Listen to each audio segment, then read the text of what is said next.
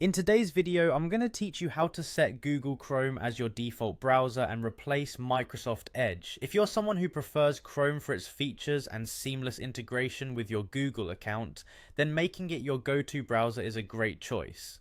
Let's get started on how you can easily make this switch.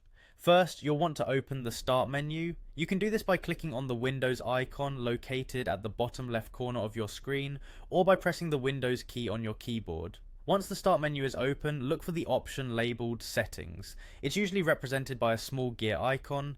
Clicking on this will launch the Settings app where you can customize your system's preferences. Once you're inside the Settings window, take a look at the left-hand panel. You should see a variety of categories here, but what you want to focus on is Default Apps. Click on it to reveal the options available to you for setting default applications. Now, you'll need to scroll down a bit until you reach the section titled Web Browser.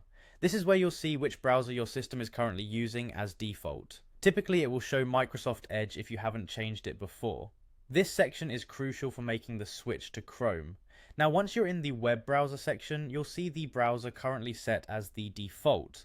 Simply click on the icon or name of the browser displayed there. This action will prompt a list of all the web browsers currently installed on your computer. It's here you can choose from these options. In the list of available browsers, you should see Google Chrome provided it's already installed on your device. If it's there, simply click on Google Chrome to select it. Once you've done this, Chrome will now be identified as your default web browser, meaning any web links you click on will automatically open in Chrome from now on. And there you have it. You've successfully set Google Chrome as your default browser.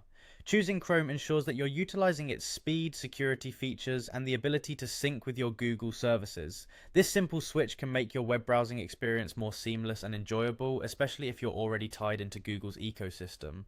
Thanks for following along, and I hope this guide has been helpful. If you have any questions or need further assistance, feel free to drop a comment below.